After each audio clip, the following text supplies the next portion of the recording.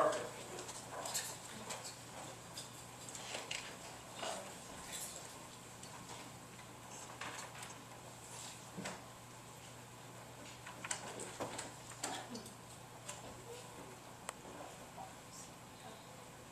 Ms. Parker, you were at Best Western in Fort Myers, right?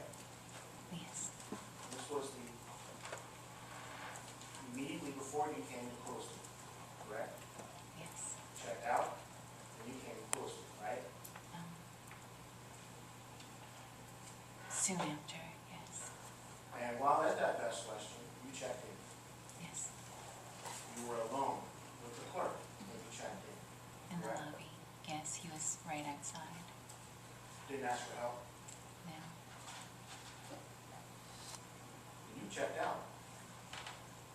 The day before, that day, the 14th, right before you came to Clewiston, you checked out, correct? He was dealing with me, but yes, I checked out. Didn't ask for help then either, did you? No. You didn't ask for help because you didn't want help, right? No, that's not correct. In somebody's house and pointing at them is not a violent act. No, I'm not. So there was violence up to this point, right? There was no physical harm, perhaps I should have said. Making Mr. Whitaker lay down on the floor with a gun pointed at him was not a violent act. Yes. The attorneys now will present their final arguments. Please remember that what the attorneys say is not evidence or your instruction on the law. However, do listen closely to their arguments. They are intended to aid you in understanding the case. Each side will have equal time, but the state is entitled to divide this time between an opening argument and a rebuttal argument after the defendant has spoken.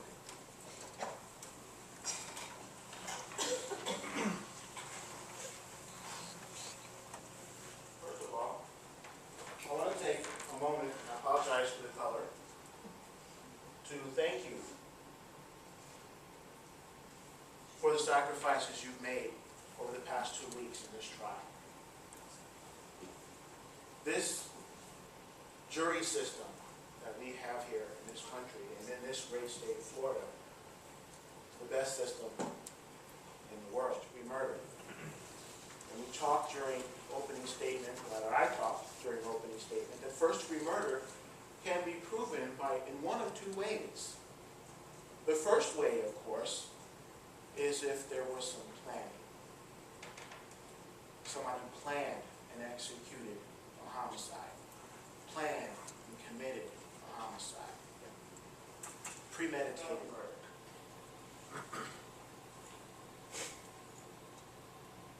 Again, that first element is the same. No disputing that. There's no, absolutely, you will not see Miss Whitaker, Mr. Whitaker, and Myrtle Cox walk into this courtroom. They're dead. They're gone forever. No disputing that. Again, something Ms. Parker agreed with in her testimony. The death occurred as a consequence of and while the defendant was engaged in a commission of the felony. Richard Parker went to Joy Whitaker's house. You heard testimony, Joy Whitaker was afraid of him.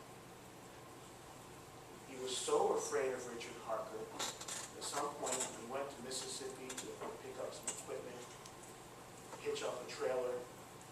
He had his daughter stand guard with a firearm. Home invasion robbery and robbery are virtually identical to the extent that they both involve the elements of robbery. Okay, home invasion has the additional elements that you have to enter somebody's dwelling. And these elements apply to home invasion robbery as well as a lesser included charge of robbery. In your indictment, the felony murder is predicated on a commission of the predicate crime of home invasion, robbery, or robbery.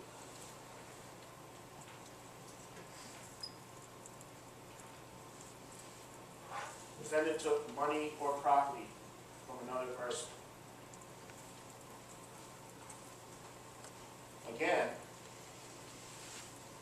no need to worry about trying to decide whether money or property was taken. You've seen the evidence, and again, even Ms. Parker concedes that in her testimony, that checks were taken. She conceded it in her original statement to Agents Smith and Detective Pell, and she conceded it on this stand. The issue again for you is whether or not Ms. Parker was a principal to the taking. Along for the ride, if she was being made to just be an observer, while Richard Parker committed these unspeakable acts to these three innocent people, why was she handling Mr. Parker's checkbook? Why? Why are her fingerprints in the checkbook? But if you look into this a little further, she's in a unique position because everybody else is gone, dead. Credit cards, cell phones, fingerprint, cleaning out the house, trucks. You got lightning that keeps striking the same person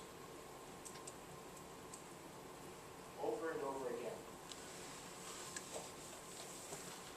Take your time. Deliberate. Rely on your memories about the evidence that you saw and heard in this trial. If you want to review any of the evidence, tell us you want to review it, and we'll let you review it.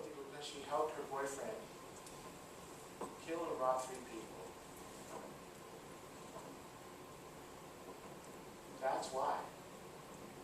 She helped her boyfriend, who she left her family with, who she had the tenacity to stay in his house where he lived with his wife and children, and go to the injunction hearings, a family matter between him and his wife. These are the things that she was willing to do for her boyfriend, Mr. Parker. You go back there, you apply the facts to this case, the law that you're going to hear, you fill out that very form, you come back and you say that.